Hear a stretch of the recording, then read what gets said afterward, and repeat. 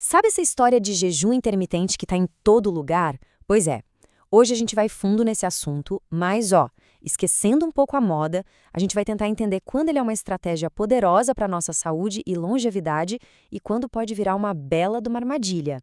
Vamos descobrir isso juntos? Essa pergunta aqui, ela é o nosso ponto de partida. Ela meio que vira a nossa cabeça, né? Porque a gente sempre pensa no que colocar no prato. A ideia de que a ausência de comida pode ser tão importante quanto a presença dela é um pouco estranha no começo, mas é a base para a gente entender o que é o jejum. E para entender por que o jejum funciona, a gente precisa dar um passo para trás. Na verdade, muitos passos. Lá para a nossa história evolutiva. A chave está toda em como os nossos corpos foram programados ao longo de milhares e milhares de anos. E aqui está o grande dilema da nossa vida moderna. De um lado, o ambiente dos nossos ancestrais, onde a comida era incerta, a escassez era a regra. Do outro, o nosso mundo, né? Geladeira cheia, delivery a um clique de distância 24 horas por dia. Nossos genes foram feitos para um mundo, mas nosso corpo vive em outro, completamente diferente. Pensa bem, a indústria de alimentos ultraprocessados, do jeito que a gente conhece, tem o quê? Uns 100 anos no máximo. A nossa fisiologia, por outro lado, tem uns 300 mil anos de programação.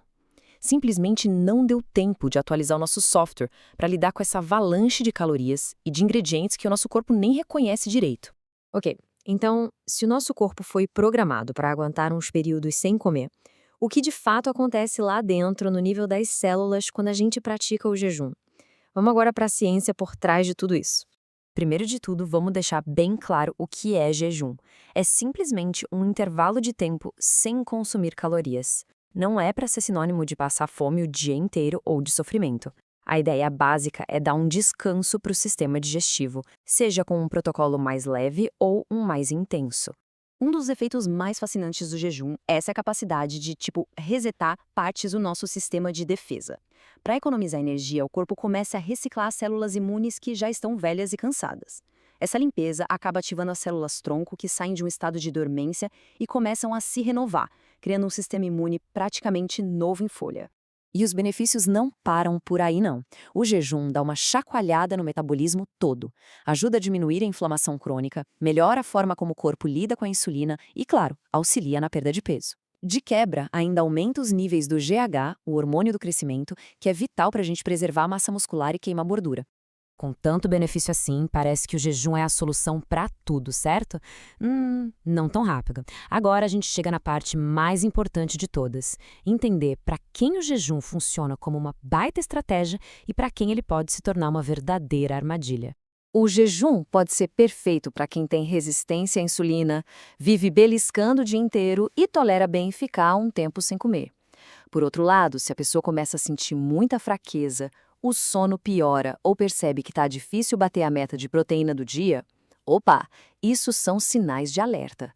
A autoobservação é fundamental aqui. Então, o teste de fogo se resume a essa pergunta aqui. A pessoa tem que se perguntar: esse protocolo que eu estou fazendo está melhorando o meu açúcar no sangue?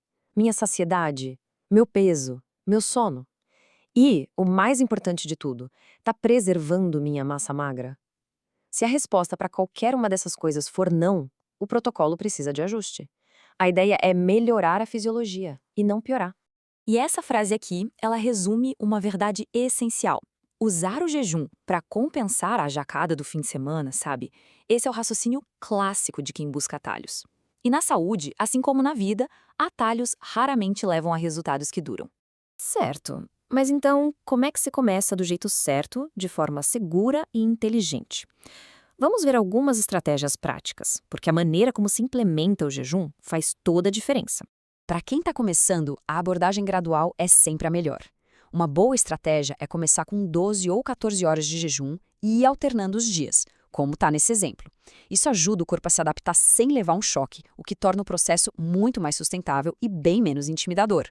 Agora, atenção para este número porque ele é crítico, especialmente para quem se preocupa em não perder massa magra.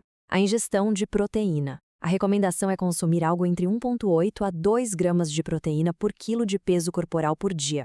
Sem proteína suficiente, o corpo pode acabar usando os músculos como fonte de energia. E isso é algo que a gente definitivamente quer evitar.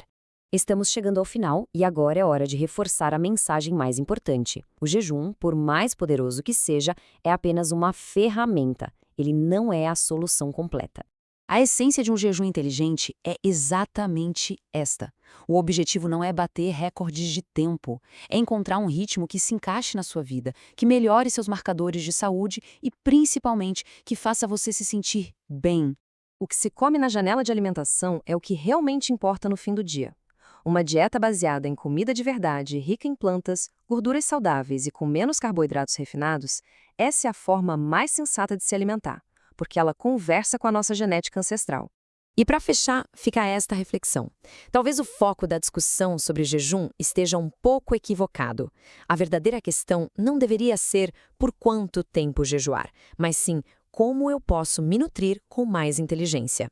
Pensar nisso é o primeiro passo para uma saúde que dura de verdade.